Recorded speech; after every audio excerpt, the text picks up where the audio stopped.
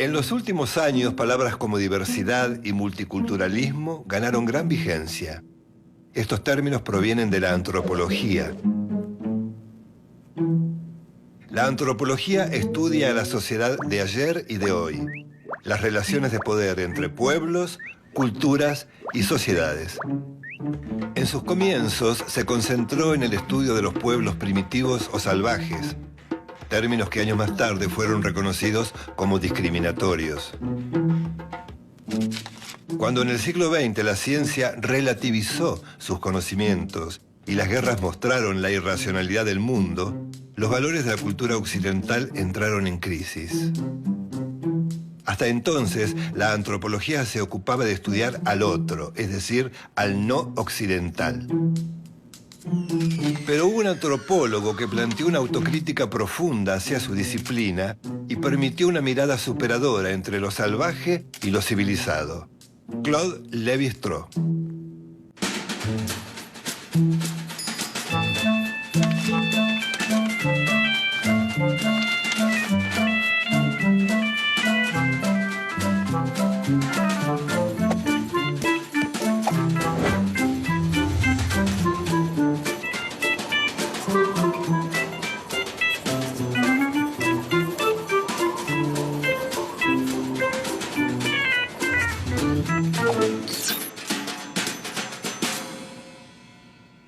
Lévi-Strauss fue quien acuñó conceptos como diversidad cultural, que refiere a la convivencia entre distintas culturas, y multiculturalidad, que parte del reconocimiento del derecho a ser diferente y del respeto entre los diversos colectivos culturales.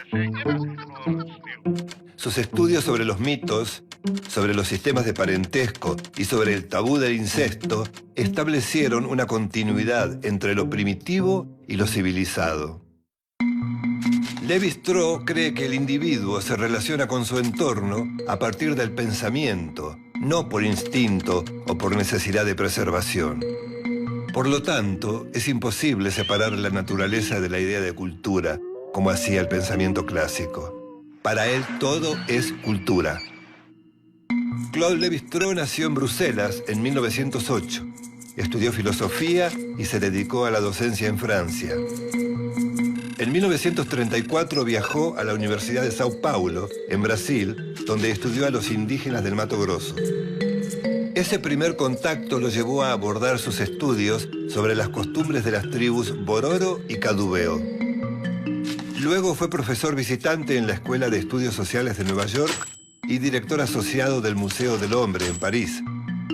Por esos años publicó sus primeros libros. Desde un comienzo prefirió llamar ágrafos, es decir, sin escritura, a los llamados pueblos primitivos. Entre muchos fenómenos, estudió el totemismo. El tótem es una figura simbólica de forma animal o vegetal que representa el vínculo que une a los integrantes de una comunidad. La tradición científica asociaba el totemismo al fetichismo o a las supersticiones. Por el contrario, para Lévi-Strauss, el totemismo consiste en asociar en forma simbólica un grupo social con un tipo de animal en particular. Esta asociación es simbólica, no real. No se sienten osos, sino que admiran algunos de sus atributos. Era una forma muy elemental de organizar la experiencia. Algunos animales son cazadores, otros son colaboradores. Por eso el totemismo es un fenómeno intelectual. Los pueblos primitivos crearon relatos para entender fenómenos naturales que no podían comprender en forma racional. Estos relatos son los mitos. Los mitos son relatos transmitidos por vía oral, anónimos, y su origen se pierde en el tiempo. A pesar de su aparente incoherencia, llaman la atención por su inventiva y su imaginación desenfrenada. Nacen de la necesidad del hombre de crear instrumentos para procesar problemas lógicos, de inventar una estructura de imágenes que confiera sentido al resto del mundo. Reescribir de acuerdo a los contenidos. Así poder explicar fenómenos como, por ejemplo, la maternidad. Los mitos sirven para remediar ciertas contradicciones que una cultura no puede resolver. son una lente de aumento sobre cómo pensaron los hombres en su evolución. Lévi-Strauss dice que esas estructuras mentales que conforman una cultura no son patrimonio de la civilización, sino del hombre. La mente transforma la experiencia concreta en ideas abstractas. Estas ideas abstractas son las estructuras.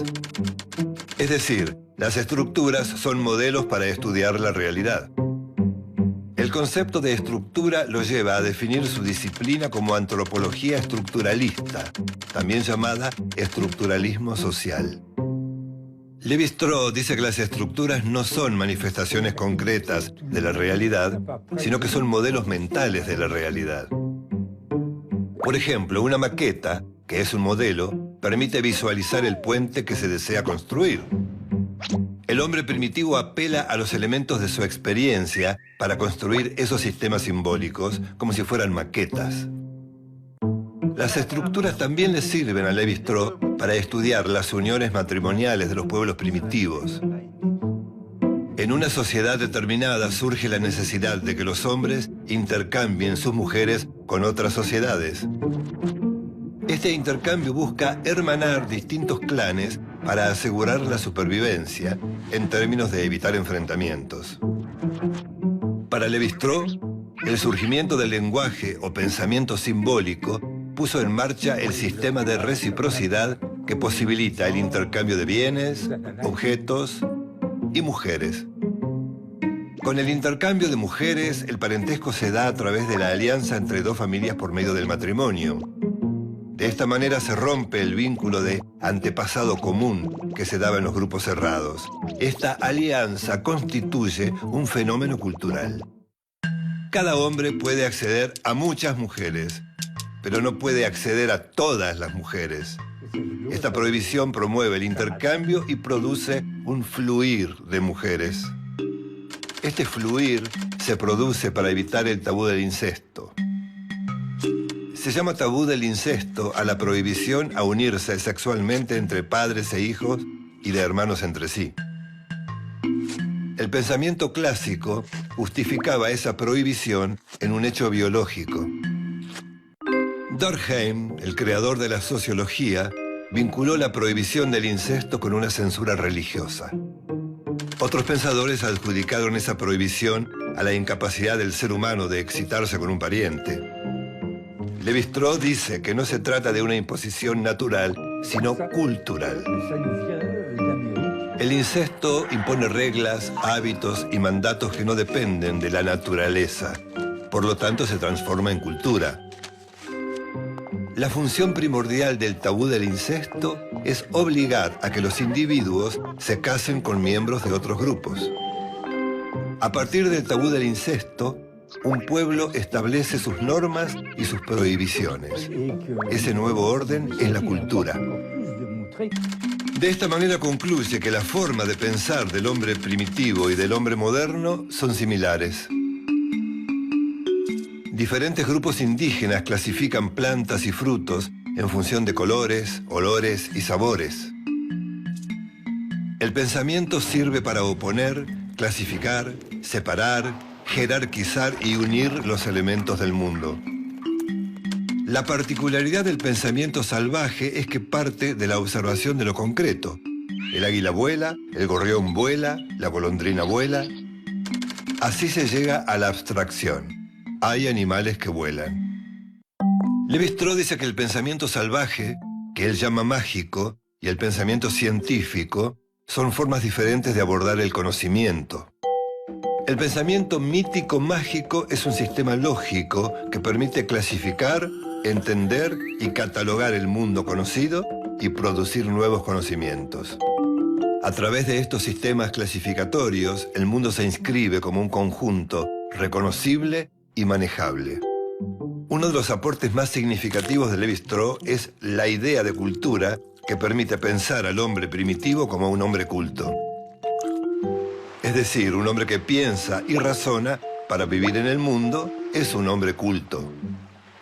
Estudiar a los pueblos primitivos permite estudiar la naturaleza de las sociedades.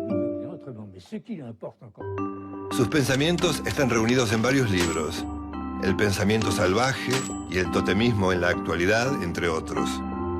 Su serie Mitológicas, que comprende lo crudo y lo cocido, de la miel a las cenizas, el origen de las maneras en la mesa y el hombre desnudo.